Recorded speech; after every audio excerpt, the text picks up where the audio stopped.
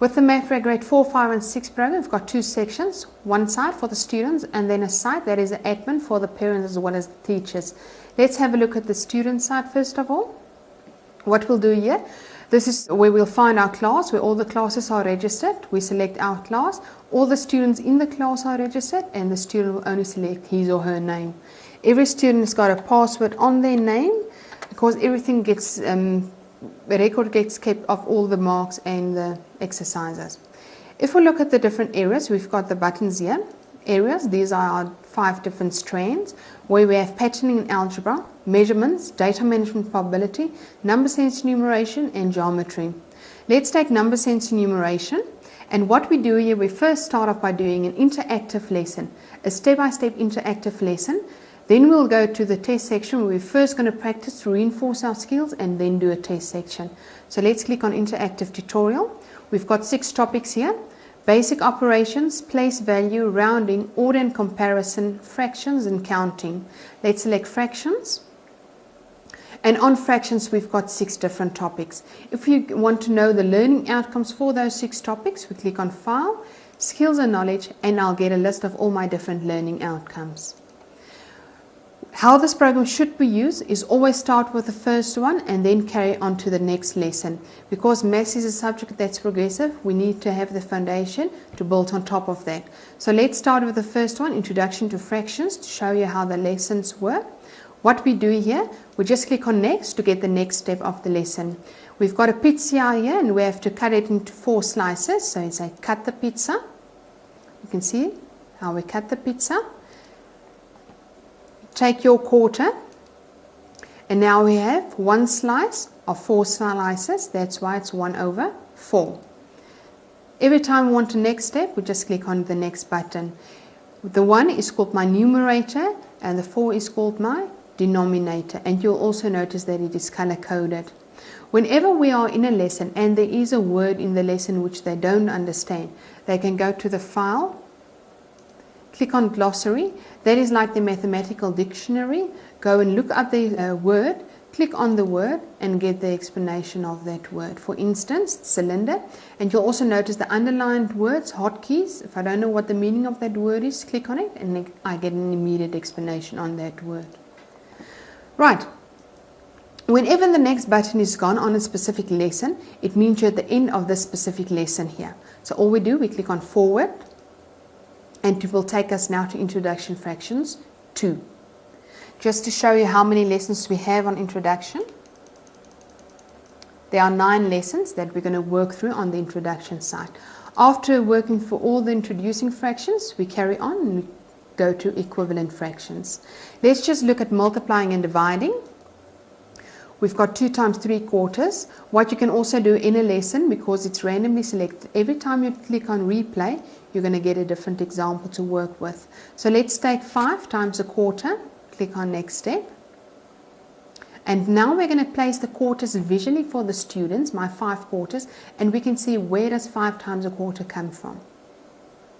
So I've got 5 quarters. Now if we put them together, what will we get? We're going to get 1, 2, 3, 4, 5, 5/4. And if we put all the quarters together, how many wholes will I get from these quarters? So we're going to place the quarters in a way that we can put them back to form a whole. And you will see we've got 1 whole and 1/4 left. And this is now multiplying and dividing, lesson 1. So we just go to 2 to go to our next lesson. After working through all the lessons, what we'll do, we'll go to the practice to reinforce our skills. So we click on test.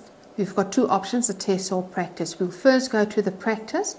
You get your blocks here from 1 to block 58.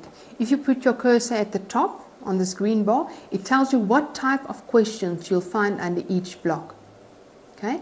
For instance, if we go to block 27, relate division to fractions, we say do question.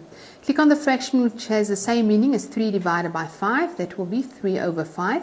We mark it and we get immediate feedback. We can ask for a new question, and every time I click on new, I'm going to get new questions randomly selected. 1/2, let's say we do it incorrect. Your answer is incorrect, please try again. Now immediately the student can correct and try again, Or he can ask the computer to show him the correct answer, and he can see then where he's made his mistake. After enough reinforcing, we can go out and we're going to do a test now. Now, in a class situation, it's actually very easy because the teacher will only tell them how many questions to do under each block. We'll enter in our name as a student. We select block 27 again. Let's say the teacher tells us, go and do 5 sums for me, block 27, and 5 sums, block 28. The zero will keep record of how many questions we are doing under each block. So let's take block 27 because that's where we also did our practice. Click on the fraction which has the same meaning as 2 divided by 5. That one will be 2 over 5. We mark it and we get the feedback. We can also see now that we've done one question for block 27. Let's do one for block 28 now. Color in the fractions by clicking on the parts, 6 over 8. They have to work it out. Color in the parts and then mark it. This one is incorrect. And we've done one question for block 28. If that was my test for the day and I end my test, immediately gets marked and I get my results. Well, I can see the correct question, block 27, relay division to fractions, but the incorrect one demonstrate the equivalence of a proper fraction. So immediately we can pick up where we need more assistance. This report can also be printed out either by the student or by the parent or teacher. An extra section in the grade 4, 5 and 6, our activity section. Let's take another strand. Let's go back to areas. We're going to do that in patterning and algebra, and let's click on activities. Now the activities is there to develop our different skills like problem solving skills, reasoning skills, etc. Let's take activities. We've got 5 different activities here. Let's take sum search. Now first of all, it tells us why do we have this game in here. This game helps you to develop your mental arithmetic and patterning recognition skills. Let's start the activity. We get our sum search challenge where first of all we can change the pattern and we can also change the sum. We can for instance say now, right, 3 plus 3 plus 2 equals 8, and there are 5 patterns remaining which equals 8 that we then have to go and find. Okay, 4 patterns remaining, and you can also see our score is 1000. Every time you click on a take bar, you're going to get a different example and different game. Every page can be printed. Everything you've seen so far in the grade 4, 5 and 6 program can be printed out. So not only exercises, we can also print out parts of lessons, hand it out in the class, even in a home situation where the kids can print it out, put it up against their wall. And also for the test, we don't have to go to the computer center to do a test. We can print out the questions and print out the answers for ourselves as a teacher to have a memo.